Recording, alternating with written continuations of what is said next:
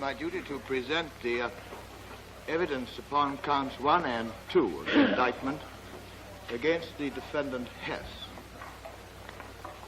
Lord, the trial brief, which I believe the tribunal have before them, has been made out in the form of a fairly full note of the evidence to which I intend to refer, and it may be of convenience to the tribunal to have it before them during the course of my presentation. My Lord, may I first prove the positions which he held and which are set out in Appendix A of the indictment, and say a word about his early life. This defendant was born in 1894. He is now 52 years old. He came to Germany for his education. He served in the German army during the last war. And in 1919, he went to Munich University.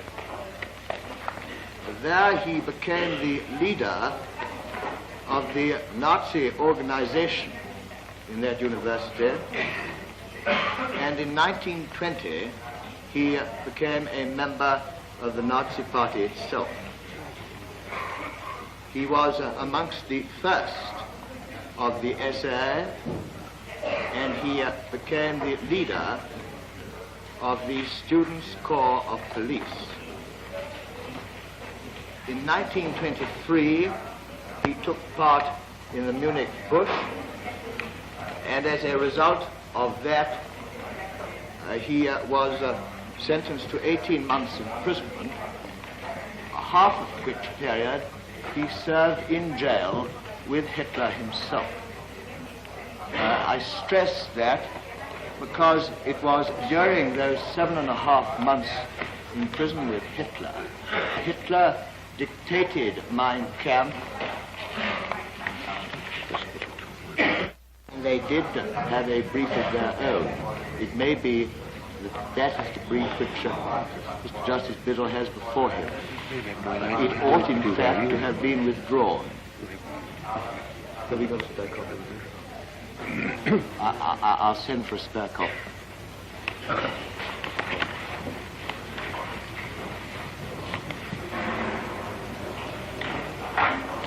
Go on, come. Well, it was during that time that Hitler dictated Mein Kampf to this defendant.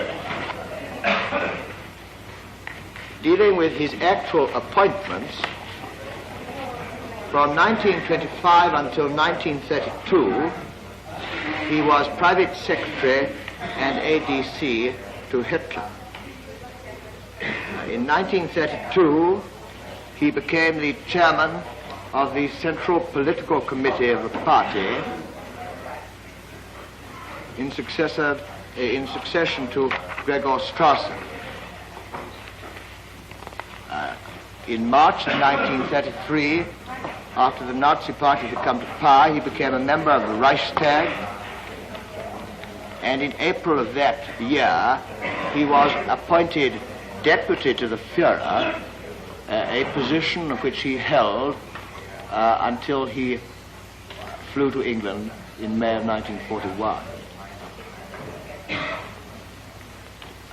That evidence so far is all contained in two documents. One, a book called Dates of the History of the Nazi Party by Foltz, which is already in evidence. It's number 4 of the tribunal's document book.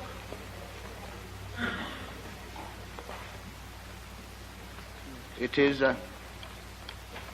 PS 3163 and has already been put in as US 255. I quote from that yearbook. By decree of the Führer of April the 21st, 1933, the deputy of the Führer received full power to decide in the name of the Führer in all matters concerning party leadership. Thus, the deputy of the Führer is the representative of the Führer with full power over the entire leadership of the National Socialist German Workers' Party. The office of the deputy of the Führer is therefore an office of the Führer. In essence, it is the duty of the deputy of the Führer to direct the basic policies of party work, to give directives and to take care that all party work be done according to National Socialist principles. All the threads of the party work are gathered together by the deputy of the Führer. He gives the final party word on all intra-party plans and all questions vital for the existence of the German people. 2. Approval of the deputy of the Führer of proposed appointments for officials and labor service leaders. 3. Securing the influence of the party over the self-government of the municipal units.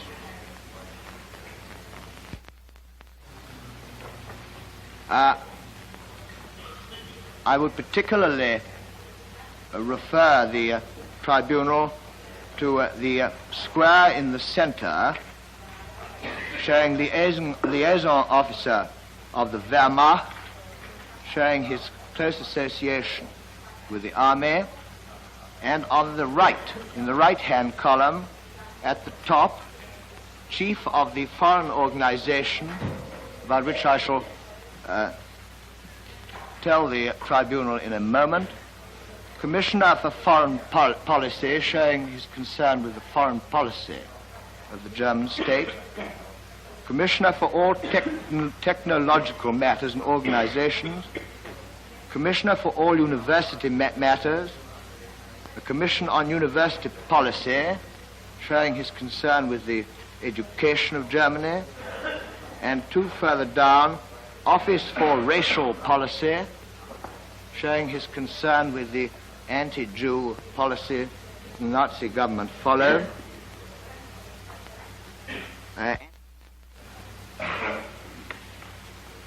As Reich Minister without portfolio,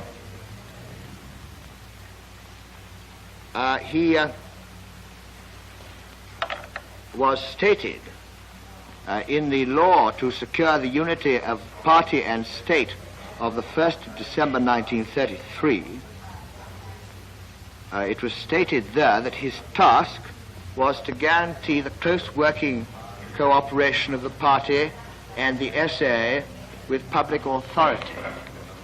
I put in that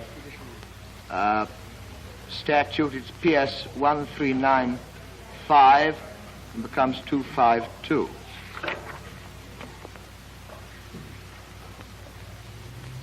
He acquired wide legislative powers, as has already been seen from the extract which I have read from the Nazi yearbook of 1941.